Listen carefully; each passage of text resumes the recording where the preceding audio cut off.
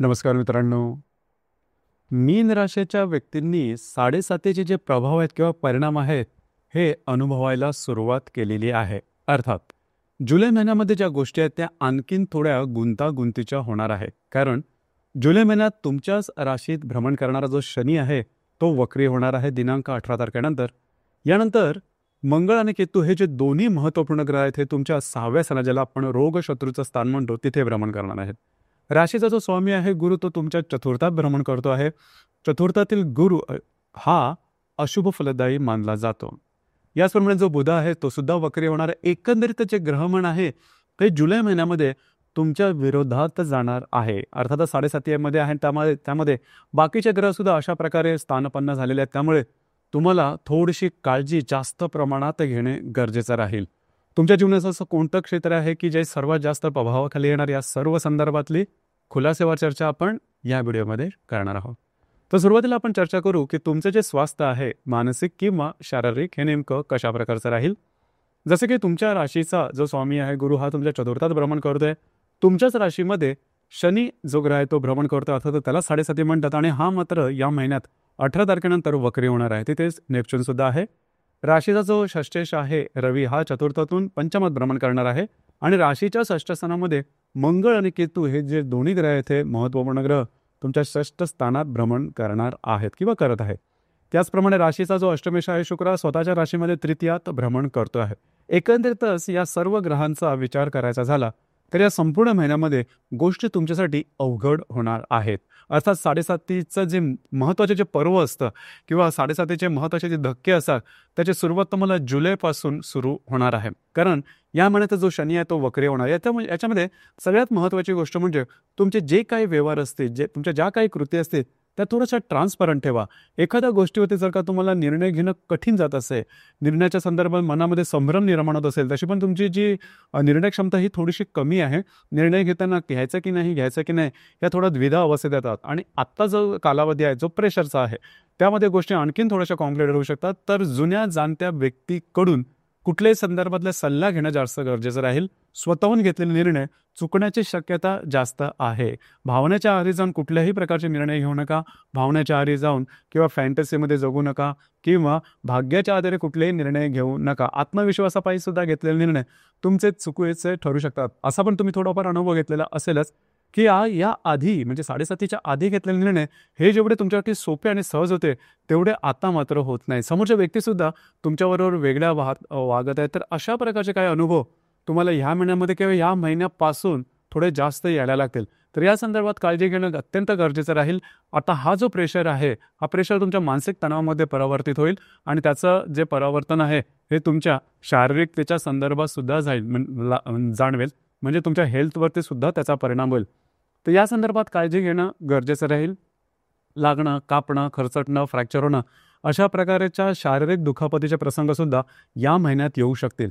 तर साधारण सगळ्यात महत्त्वाचं म्हणजे अलर्ट राहा, दक्ष राहा, ट्रान्सपरंट राहा, पारदर्शी राहा. किंवा कुठल्याही गोष्टीचे निर्णय घेणं कठीण होत असेल तर निर्णय तुम्ही दुसऱ्याकडून घेतलेला तुम्हाला चालेल, कारण ते तुमच्या आयुष्याकडे थोडंसं पार्शली बघू शकतील. मुळातच तुमची जी रास आहे जास्त इमोशनल आहे, त्यामुळे भावनेच्या आहारी जाऊन निर्णय घेण्याची शक्यता आणि ते चुकण्याची शक्यता थोडीशी जास्त होते. लक्षात घ्या, 7.5चा जो ट्रॅप असतो त्याची सुरुवात तुमची या महिन्यापासून होते आहे. त्यामुळे या महिन्यात घेतलेले जे चुकीचे निर्णय असतील ते भविष्यात जाऊन तुम्हाला आणखीन गुंतागुंत तुमच्या आयुष्याची वाढवू शकेल. या संदर्भात काळजी घेणं गरजेचं राहील. यानंतर आपण चर्चा करू की तुमचे जे आर्थिक स्थैर्य आहे नेमकं कशा प्रकारचं राहील. जसं की तुमच्या राशीचा सगळ्यात महत्त्वपूर्ण ग्रह मंगळ हा तुमचा धनेश आहे, भाग्यश आहे. मात्र तो षष्ठ स्थानामध्ये आपण रोग शत्रूचं स्थान म्हणून तिथे भ्रमण करतो आहे. आणि तिथेच केतू सुद्धा आहे. राशीच्या पंचम स्थानामध्ये रवी आहे, तिथे बुध सुद्धा आहे, तो वक्री होणार आहे 18 तारखेनंतर. राशीचा जो अष्टमेश आहे शुक्र, हा तुमच्या तृतीय स्थानामध्ये भ्रमण करतोय. आणि राशीचा जो कर्मेश आहे गुरु, हा चतुर्थात भ्रमण करतोय. एकंदरीतच सांगायचं झालं तर या संपूर्ण महिन्यामध्ये आर्थिक स्तरावरती सुद्धा गोष्टी आणखीनच त्रासदायक होणार आहेत. लक्षात घ्या, याआधी जर का तुम्ही काय कर्ज घेतलेलं असेल, लोन घेतलेलं असेल आणि ते फेडू शकला नसाल किंवा ते चालू असेल तर त्या संदर्भात आणखीन गुंता वाढेल. तुमचे खर्च जास्त होतील, आरोग्यावरती होतील, अनावश्यक होतील, अनपेक्षित होतील. तर असे खर्च आणि त्या खर्चाचं मग गणित जुळवून आणणं हे तुमच्यासाठी तारेवरची कसरत होणार आहे. लक्षात घ्या, कुठल्याही प्रकारचे महत्त्वपूर्ण निर्णय किंवा महत्त्वपूर्ण कामं या महिन्यात अजिबात घेऊ नका. स्ट्रेस, टेन्शन, फ्रस्ट्रेशन वाढू शकेल. त्याचा परिणाम तुमच्या शारीरिकतेवरती होईल.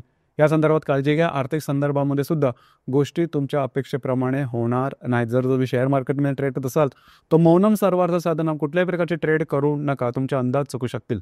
याचप्रमाणे गृहसौख्याबद्दल सांगायचं झालं तर राशीचा जो चतुर्थेश आहे बुध, हा बुध तुमच्या पंचम स्थानामध्ये भ्रमण करतो आहे. 18 तारखेनंतर हा वक्री होणार आहे. राशीच्या चतुर्थामध्ये गुरुसुद्धा आहे, तिथे रवीसुद्धा आहे आणि शुक्र 29 तारखेनंतर येणार आहे.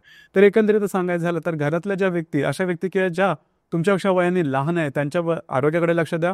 घरातल्या व्यक्तींबरोबर सुद्धा तुमचे मतभेद वाढतील. अर्थात स्ट्रेस किंवा प्रेशर खाली आपण असलो तर आपलं एकमेकांबद्दलचे जे नाते आहे किंवा जे एकंदरीत संवाद असते ते सुद्धा फिसकटायला लागतात. तर तशाच प्रकारचा अनुभव घरातल्या व्यक्तींबरोबर येईल. तुम्हाला वाटेल की सगळेच आपल्या विरोधात गेलेले आहेत, सगळ्यांचंच काहीतरी चुकतं आहे.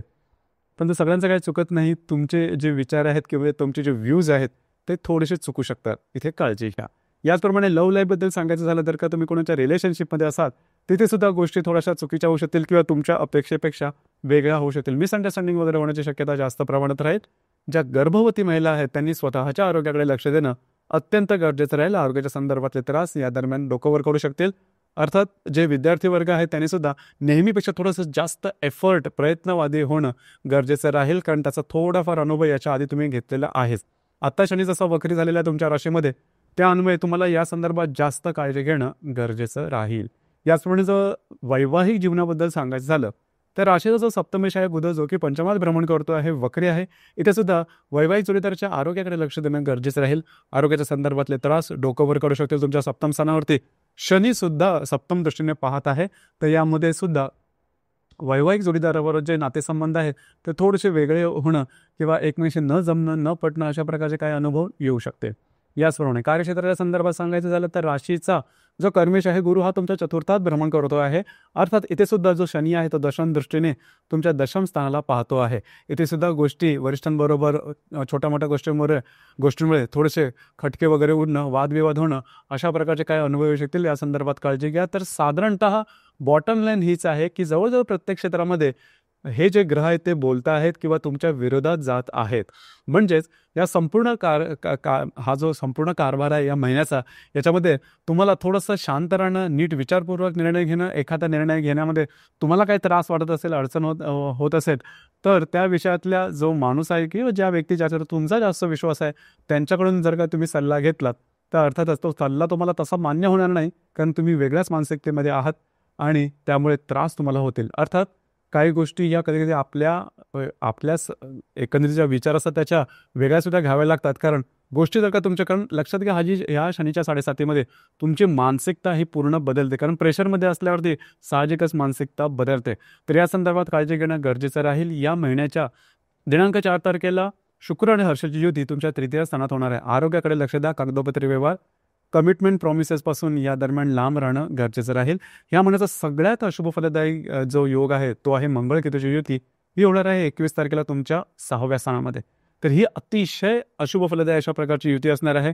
आरोग्याच्या बाबतीत मानसिक आणि शारीरिक, त्याचप्रमाणे जे तुमचं कार्यक्षेत्र असेल त्या ठिकाणी सुद्धा वरिष्ठांबरोबर खटके उडणं, तुमच्या हाताखालची ज्या व्यक्ती असेल त्यांच्याकडून कागाळ्या केल्या जाणं, ऑफिस पॉलिटिक्स सारखे काही गोष्टी समोर येणं, तर अशा प्रकारचे अनुभव येतील. तर थोडंसं अलर्ट राहा, ही गोष्ट महत्त्वपूर्ण राहील. अर्थात ही युती होणार आहे 21 तारखेला, परंतु याचे जे प्रभाव परिणाम आहेत हे संपूर्ण महिन्यामध्ये तुम्हाला जाणवतील. खास करून दिनांक 18 तारखेपासून ते जवळजवळ 23-24 तारखेपर्यंत याचा जो प्रभाव आहे तो जास्त प्रमाणात दिसेल. त्याचप्रमाणे दिनांक 23 तारखेला शुक्र आणि मंगळाचा केंद्र योग होणार आहे. शुक्र जो की तुमच्या तृतीय स्थानामध्ये भ्रमण करतोय आणि जो मंगळ तुमच्या षष्ठात भ्रमण करतोय, दोघांचा केंद्र सुद्धा तुमची मानसिकता स्थिर ठेवणार नाही. काळजी घ्या. याचप्रमाणे दिनांक 31 तारखेला रवी बुधाची युती तुमच्या पंचम स्थानात होणार आहे. आता ही जी युती आहे ही थोड्या फार प्रमाणामध्ये शुभ फलदायी असेल. खास करून जर तुम्ही तुमच्या रिलेशनशिपमध्ये असाल तिथे गोष्टी बऱ्याचशा व्यवस्थित होतील. आणि जर काय तुम्ही शेअर मार्केटमध्ये ट्रेड करत असाल तर त्या ठिकाणी सुद्धा तुमच्या अपेक्षेच्या आसपास गोष्टी होऊ शकतील. फार काही मोठे लाभ किंवा खूप काही चांगल्या गोष्टी होतील असं काही नाही, परंतु थोडाफार तरी तुम्हाला आश्वासक तो कालावधी राहील. अर्थात हा संपूर्ण महिना आहे, याच्यामध्ये तुमची परीक्षा आहे. या संदर्भात ही परीक्षा नीट देणं गरजेचं राहील. तुमच्यामधले जे नेगेटिव्ह गुण आहेत ते स्वीकारा, त्या संदर्भात काम करा. कॉन्फिडन्समध्ये जाऊन किंवा फक्त भाग्याच्या आधारे जाऊन कुठल्याही प्रकारचे निर्णय घेऊ नका आणि असे कुठलेच निर्णय घेऊ नका की जेणेकरून तुमच्या आयुष्याची दिशा बदले. जर का तसे निर्णय घेतला तर नक्की धरून चला की दिशा चुकलेलीच असेल. या महिन्याची जी पौर्णिमा आहे ती दिनांक 10 तारखेला आणि जी अमावस्या आहे ती 24 तारखेला आहे. अर्थात जी पौर्णिमा आहे ती गुरुपौर्णिमा आहे. अमावस्या आणि पौर्णिमेला रविचंद्राचं आकर्षण पृथ्वीकडे थोडंसं जास्त असतं. त्यामुळे आपण जास्त भावनातीत होतो आणि तुमची रास मुळातच भावनाशील आहे आणि भावनातीत होऊन घेतलेले निर्णय चुकण्याची शक्यता जास्त असते.